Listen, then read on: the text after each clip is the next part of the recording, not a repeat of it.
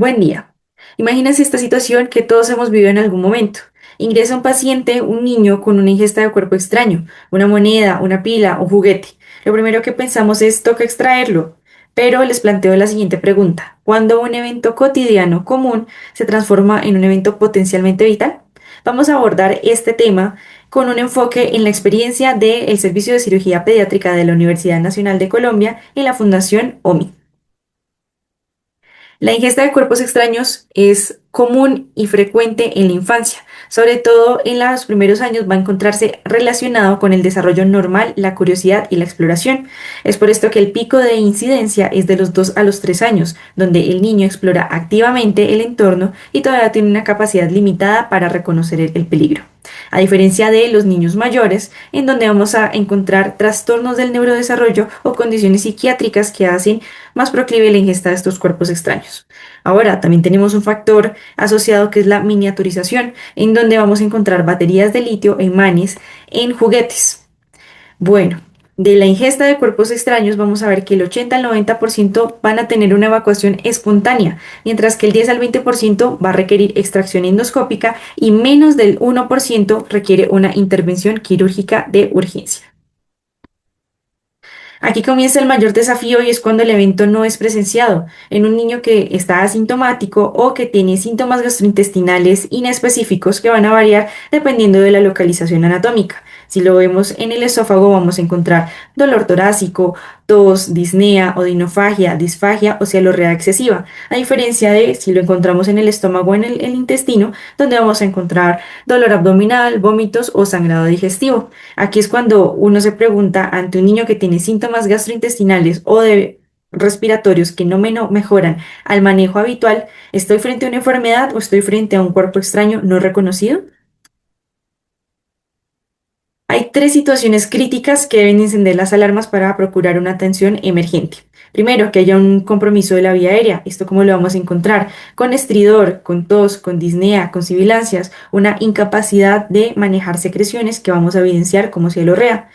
Segundo, si encontramos inestabilidad hemodinámica, paciente taquicárdico con tendencia a la hipotensión, que les estemos sospechando choque, o que haya una perforación activa. Esto lo podemos encontrar con un enfisema subcutáneo o cambios cutáneos que vayan a afectar la cara, el cuello, el tórax, como eritema, edema. Si encontramos una perforación más distal, dolor abdominal o hemorragia de vías digestivas. Es por esto que tenemos nuestra sospecha clínica, ahora debemos saber en dónde buscar. Tenemos dos opciones, que se vaya por el tracto gastrointestinal o que se vaya por la vía aérea y la orofaringe.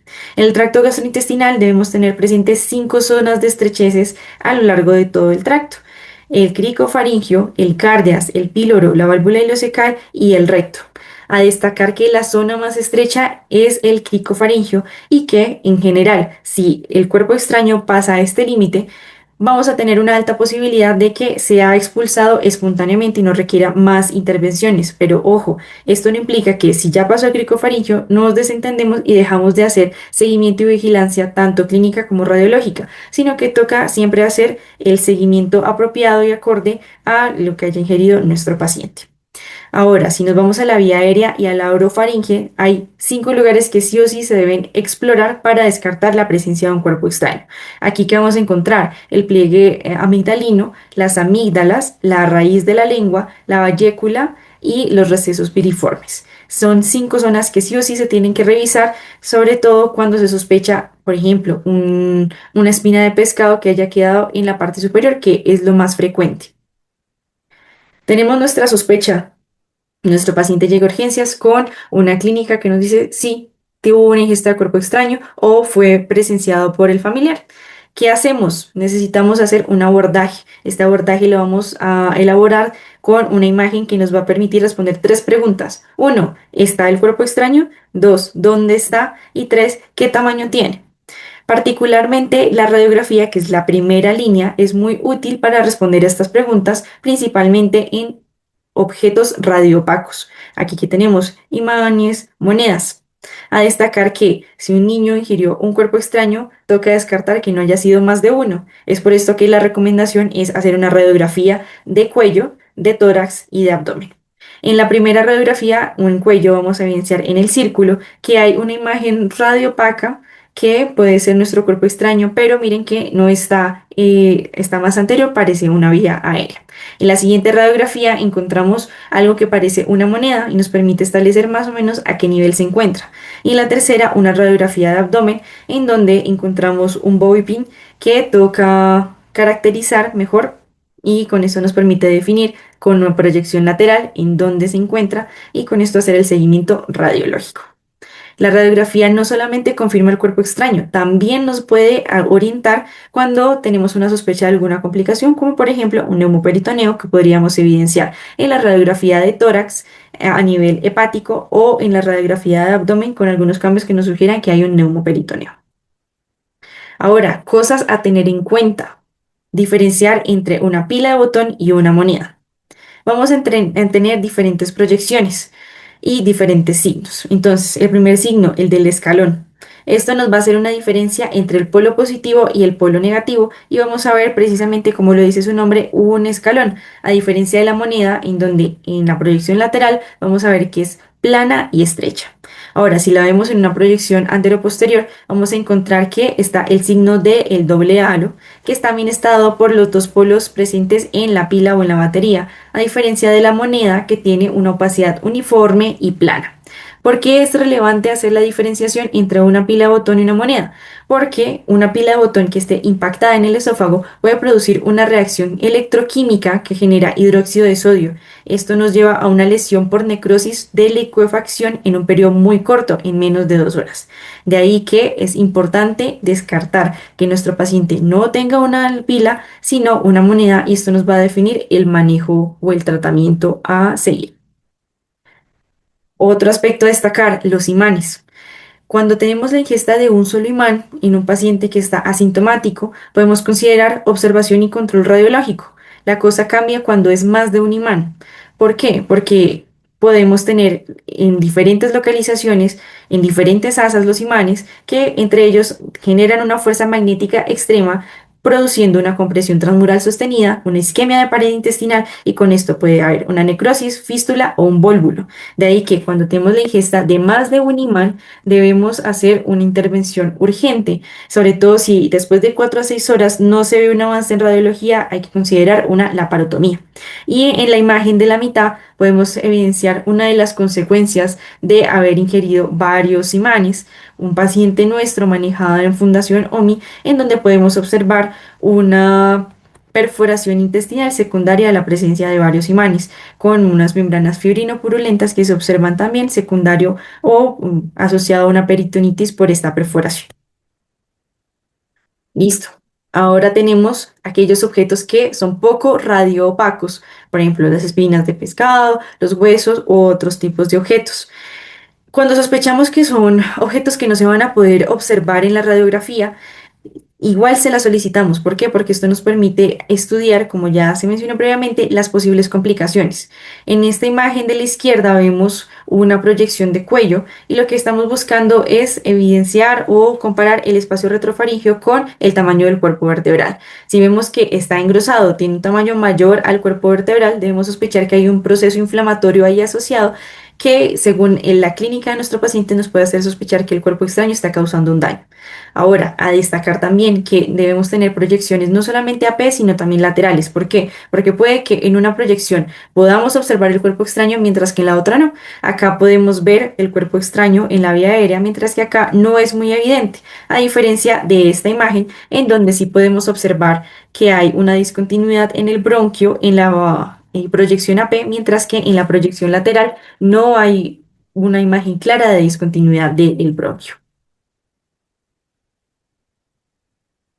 Listo, nuestra primera línea es la radiografía. Pero ¿qué pasa si es un cuerpo que no se puede observar por radiografía? Se puede solicitar una tomografía. Esto suele ser segunda línea. Se suele pedir para complicaciones como abscesos o fístulas, sospechas de los mismos, para hacer una planificación quirúrgica para aquellos objetos que son radiolúcidos de alto riesgo, por ejemplo, huesos, madera, polímeros. Siendo así, importante destacar los polímeros que tienen una capacidad de expansión osmótica masiva, es decir, pueden crecer hasta 60 veces su tamaño basal en el tracto gastrointestinal, significando un riesgo de obstrucción y necrosis. En la imagen de aquí abajo podemos ver que la tasa de detección en tomografía de los huesos de pescado es bastante importante, 75%, a diferencia del mandadientes o la madera que es solo del 25%.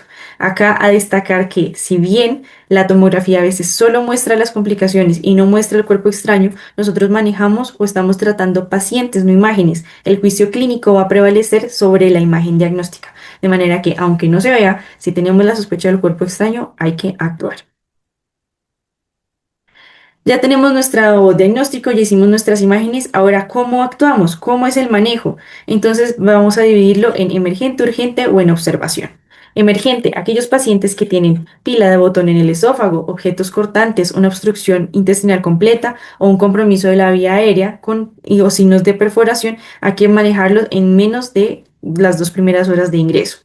Cuando tenemos un paciente que presenta imágenes múltiples, una pila en el estómago que sea asintomática, que tenga más de 2 centímetros, objetos que sean largos de más de 5 centímetros, el manejo es en menos de 24 horas urgente la intervención o el procedimiento a realizar.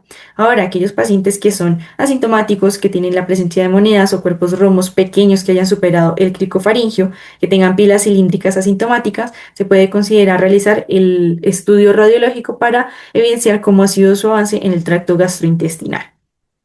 Decidimos sí, vamos a hacer el tratamiento. ¿Cómo lo hago?